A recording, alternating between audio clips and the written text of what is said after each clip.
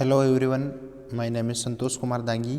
आज जो हम आपके लिए वीडियो लेकर आए हैं, ये वीडियो कक्षा 9वीं की जो वार्षिक परीक्षा है, कक्षा 9वीं की जो वार्षिक परीक्षा 2020 और 21 सत्र का सोशल साइंस यानी कि सामाजिक विज्ञान का पेपर का सॉल्यूशन आज हम आपको इस वीडियो में प्रोवाइड करवाने जाएंगे। तो बच्चों, इसी प्रकार का पैटर्न आप लोगों को आने वाले टाइमिंग में यानी कि 21 और 22 सेशन में इसी प्रकार का प्रश्न पूछा जाएगा।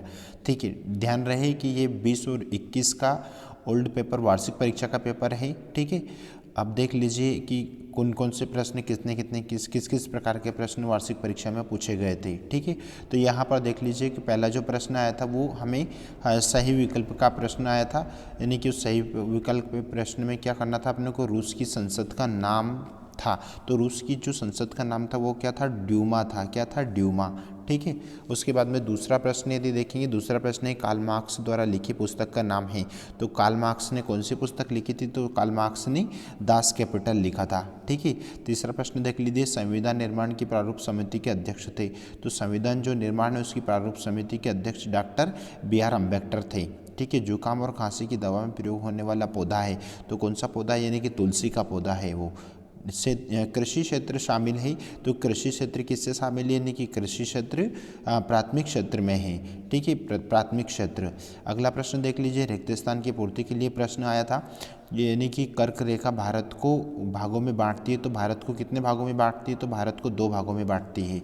विश्व का सर्वोच्च पर्वत शिखर है, तो कहाँ, कौन सा, यानी कि माउंट एवरेस्ट विश्व का सबसे सर्वोच्च शिखर है। भारत के उत्तरी मैदानों में ग्रीष्म ऋतु में चलने वाली हवाओं को कहते हैं। तो जो गर्मी हवा जो चलती है उसको क्या कहते हैं, उसको लू कहते हैं। लू चलती है गर्मी में। ठीक है, महात्मा गांधी राष्ट्रीय उद्यान रोजगार सहायक गारंटी प्रधानमंत्री ग्रामो योजना है ना, तो ये मनरेगा का पूरा नाम है। तो मनरेगा का पूरा जो नाम है वो कौन सा है, महात्मा गांधी राष्ट्रीय ग्रामीण रोजगार गारंटी अधिनियम, यानी कि पहला ऑप्शन हमारा राइट हो जाएगा। फिर देखते हैं, प्रधानमंत्री ग्रामोदय योजना वर्ष में प्रारंभ की गई थी। तो प्रधानमंत्री की जो ग्रामोदय योजना जो प्रारंभ की गई थी वो वर्ष 2000 में प्रारंभ की गई थी। वर्ष 2000 इसका राइट आंसर बन जाएगा।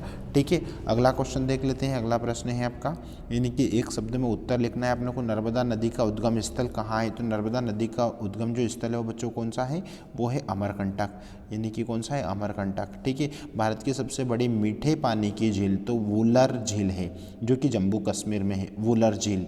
ठीक है, भारत में किस प्रकार की जलवायु पाई जाती है, तो उष्णकटिबंधीय मानसूनी जलवायु पाई जाती है। भारत में वर्तमान राष्ट्रपति का नाम क्या है, तो रामनाथ कोविंद। हिटलर किस देश के विश्व का सबसे शक्तिशाली देश बनना चाहता था, तो जर्मनी, यानी कि हिटलर कहाँ का था, जर्मनी।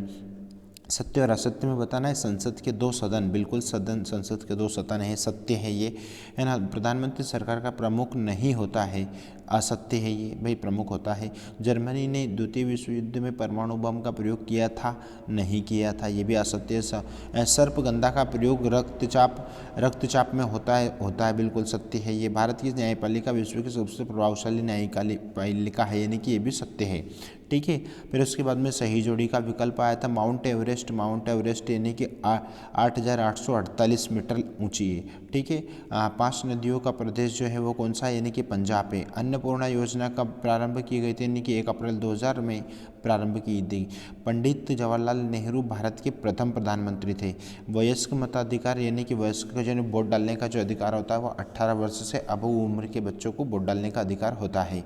ठीक है, भारतीय मरुस्थल के बारे में 2 बातें लिखना थी। भारत के उन द्वीपों के नाम लिखिए जो प्रवाल भीति के हैं। जो लुई सोल्वे के समय फ्रांस से आर्थिक स्थिति कैसी थी, है ना। जोकोबिन क्लब के सदस्य कौन थे, मित्र राष्ट्रों में शामिल देशों के नाम लिखिए। शुद्धखोर किसे कहते हैं, लोकतंत्र का अर्थ लिखना था। प्रतिनिधिक लोकतंत्र से क्या आशय, संविधान से क्या आशय है, भारतीय संविधान कब लागू किया गया था, सुएज नहर का निर्माण कब हुआ था, इससे भारत को क्या लाभ हुआ, है ना। मानक समय में से आप क्या समझते हैं, उत्तर भारत में वर्षा की मात्रा पूर्व से पश्चिम की ओर क्यों घटती जाती है, भारतीय मानसूनी वर्षा की 3 विशेषता अपने को लिखना थी।